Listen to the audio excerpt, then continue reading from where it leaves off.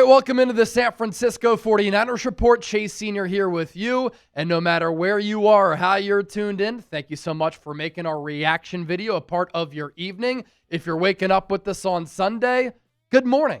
And thanks for watching the program. Preseason game number 1 for the Niners in the rear view, a 30-9 loss.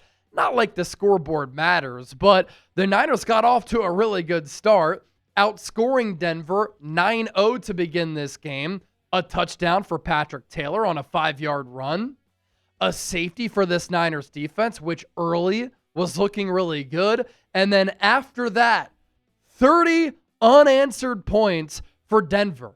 And I have a question for the audience. Where were you on Saturday, August 9th, 2025 for the Carter Bradley game? It's going to go down in history. Let's be real, though, and let's break this game down better than anybody's going to break this game down here on YouTube. And I always say that context is very important. Niners-Broncos had a joint practice on Thursday in the shadows of Levi's Stadium at the SAP Performance Facility. Niners offense, with the ones, got off to a slow start. Brock Purdy threw a couple of picks. Then toward the end of practice, against one of the top defenses in all of football last year, the Niners in the move the ball period finished strong. The highlight, a deep ball, Brock Purdy to Ricky Pearsall for a 30-yard touchdown. After the Niners in a red zone period got blanked, they also finished strong. And Purdy was able to find Christian McCaffrey and Jordan Watkins for a couple of touchdowns. In this game, because Kyle Shanahan thought his ones got some good reps in against the Broncos ones on Thursday, the Niners did not play their starters. The Denver Broncos did on both sides of the ball. And so this was a pretty good litmus test to see where this Niners team is as far as their backups going up against the Broncos starters. And let's start off with the first offensive drive for San Francisco. Mac Jones, who up until this point has had a really good training camp, got the start at quarterback. And the highlight play to get things moving on the offensive side of the pill on the first drive of the game, a Mac Jones 50-yard bomb to Jordan Watkins to set the Niners up in the red zone. I thought it was a great throw for Mac Jones. The pocket started to get a little bit muddy. There was a body by his feet. Sometimes quarterbacks can get a little bit uncomfortable when that happens, yet he delivered a perfect throw to Jordan Watkins, who beat his man one-on-one, made a really tough contested catch, and then picked up yards after the catch. In these preseason games, you're always looking for storylines. You're always looking for moments of player development. We saw that early in this game. And Jordan Watkins is a player who the Niners used a 4th-round pick on, out of Ole Miss, 4.3 speed, only college receiver last year in FBS to have 5+ catches of 60+ yards, but he is not just a one-trick pony and a deep ball wideout. He can pick up yards after the catch. He has a strong lower half. Most importantly, for the instance of this play, he tracks the ball well. He tracked the ball extremely well there, and he was able to run under it, corral it, but there was some hand fighting there for him to gain a little bit of separation, which you love to see from Mac Jones, giving his receiver a chance. And so this game started off with the bang, bang, bang, Niner gang. And then a few plays later, Patrick Taylor was able to run it in from 5 yards out, and it was Kubiak calling the plays, not Shanahan, to give him some offensive play calling experience. And on the touchdown, the Broncos were showing a blitz look from Vance Joseph. 2 of the linebackers started to creep up. And how did the Niners counter and answer? Well, with that play call to run Patrick Taylor to the outside, that middle area and the deep half of the field was left vacant. Taylor runs it in for the score. Awesome.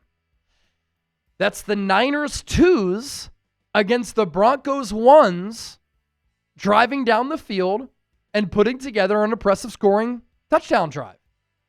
Then you had the Niners backups defensively going up against the Broncos 1s And I thought the Niners did some good things. Situationally last year, San Francisco was a disaster led by defensive coordinator Nick Sorensen. And I thought defensively last year, third down, fourth down in the red zone, they were putrid. Because of bad coaching, players didn't play confidently. They were indecisive. They weren't put in positions to succeed. We saw the Robert Saleh fingerprints on this Niners defense, scheme-wise, play calling-wise, developmentally early in this game. Third down, fourth down in the red zone, they did some quality things. And you saw some players flying around. I thought the rookie out of Kansas State, Marquise Siegel, who has 4.3 speed and was drafted by the Niners in the 5th round, was one of the most impressive players in this football game. Before he went out with a knee injury, he was all around the yard, playing with reckless abandon. He started as a second-string safety, which is really telling because that tells me he's impressing Robert Saleh, and he's a backup safety as of right now.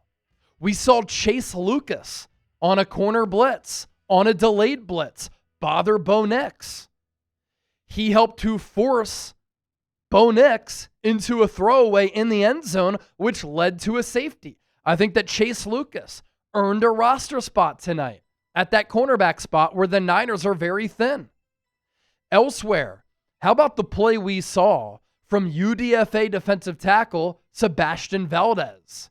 Violence, explosion, good against the run, able to provide pressure from the interior at that defensive tackle spot.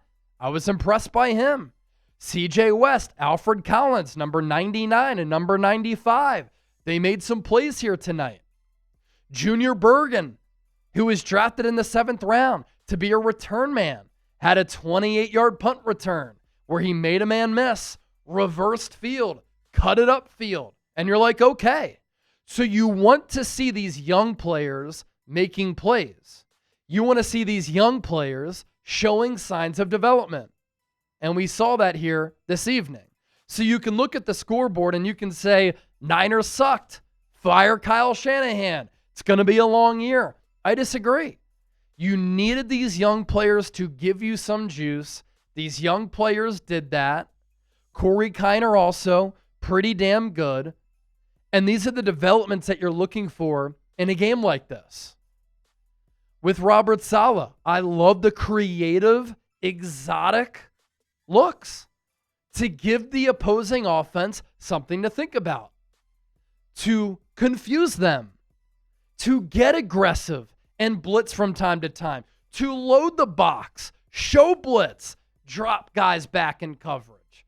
All of that was good. And so my most impressive Niners for tonight, Robert Saleh, Marquise Siegel, Sebastian Valdez, Jordan Watkins, Chase Lucas. All really good at moments in this game. Where you do get concerned with this Niners team is something that we've talked about a lot. When you let so many players go in free agency and to start training camp, you go into camp with 18 rookies, there are going to be some growing pains. John Lynch even said as much a couple of months ago. That signifies a lack of depth. And while the Niners backups played well early against the Broncos starters, as this game wore on, you saw the Niners' lack of depth get exploited. And so if injuries happen to the Niners starters, it could be a long year for San Francisco. Because all across this roster, when you canvass this team, and this is the 90-man roster right now, before they have to trim down to 53, they are not deep, especially at a couple of really critical positions, like offensive line, where the protection early was very, very shaky. At cornerback, where if you don't generate a pass rush, opposing quarterbacks are going to be able to drop back all day, survey the field, go through their progressions, and pick you apart. So yes, great to see some of these young players ball out. Great to see some of these young players give you glimpses of what they can become. But if injuries happen with this team, it's not going to be good. It could be a long year. And here's the problem. Chase, they could stay healthy. Under Kyle Shanahan, since he took this job in 2017, they have been top 10 in injury rate every single year outside of 2023 when they were the fourth healthiest team. And what happened? They made it to the Super Bowl and should have won, but they pissed down their leg, had too many self-inflicted wounds, and lost that game. Now, I have a lot more to get to here coming up just around the corner because I want to go through some players who were duds tonight, and that's important for the outlook of this Niners team. But I do want to ask you this. This is today's poll question. It's going to be the pinned comment for today's 49ers report. Who stood out the most tonight? Let me know. Drop me a name or names down in the comments section. And if you're enjoying this post-game show and you haven't hit that subscribe button yet, do so right now. You know what you also have to do? Head to chatsports.com/Warner and take advantage of this deal while it's available.